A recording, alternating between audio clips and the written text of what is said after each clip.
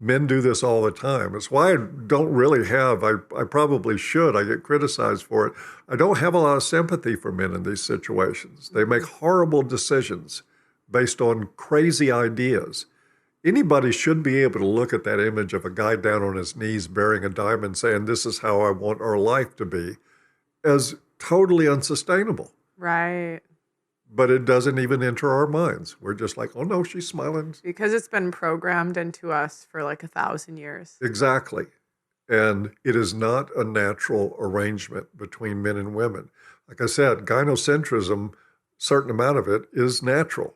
And it's easy to understand how we got there. Yeah. But this romantic notion, matrimony, so they don't call it patrimony. Marriage, matrimony used to signify a time when a woman put aside being a child and became an adult responsible for a family. She had to produce, she had to do all kinds of things. She had to take care of children. She had real responsibilities and real work.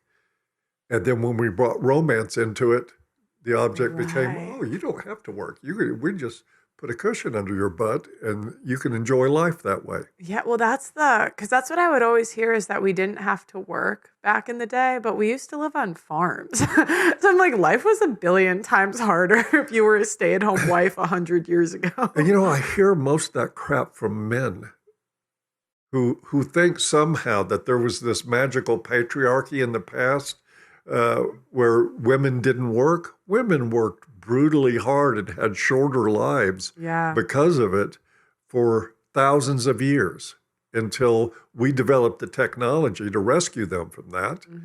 And we've applied it all in just such an insane way. I mean, sorry, look at the state of women right now. What percentage of women are even marriageable?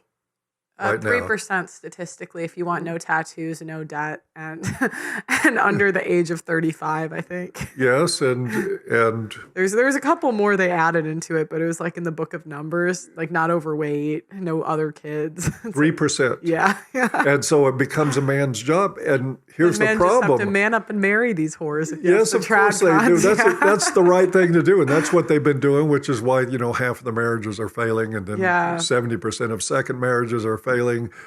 It's a failure of men in my book. They want to practice these unrealistic expectations. And I think they've got a sort of shame-based thing going on here. If we don't make women happy, we're not men. That's also tied into this. Oh, wow. That's really true. I didn't think about that till you said it, but that's really true. It is. If we don't, because that was even during the Michael Knowles debate, that's what he said. I said, well, if she gets the wrong group of friends, she can leave. If she does this, and then he's like, oh, well, you got to watch the friends. You got to watch the leadership. And so it's like putting all accountability for a marriage failing on the man. Absolutely. When sometimes like a chick just wants to go. You can't do anything. And most of the time, I mean, monogamy is a hard thing to maintain for both sexes. Yeah. It's tough. Women have easy outs.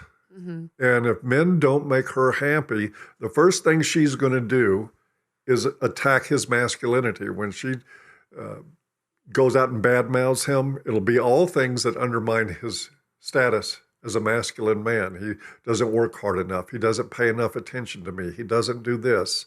He's always doing that.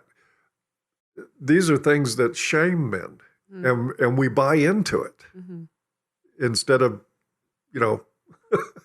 treating her like a guy, which is what I recommend. Okay. Explain that a little more. Treat her like a guy. Same standards. Yeah. Guys will take shit from women that they would punch a man in the mouth for. Right. Constantly. They do that without and I'm not, before somebody says Paul Elam's recommending punching women in the mouth, I'm not recommending any such thing. But just the capacity to hear a crazy, unrealistic expectation, like I want a 3-carat emerald cut VS1 diamond for an engagement ring. Guys don't have the ability, or they should have the ability, to say, the fuck out of here.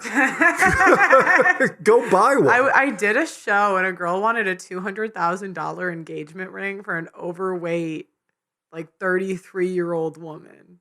And I'm like, I mean, at least be like 22, and hot if you're going to ask for that. You know what I mean? Like, at least you got to be a 7 or a higher at least. Which I've got a better idea. No ring. Oof. Yeah. No nothing. Yeah.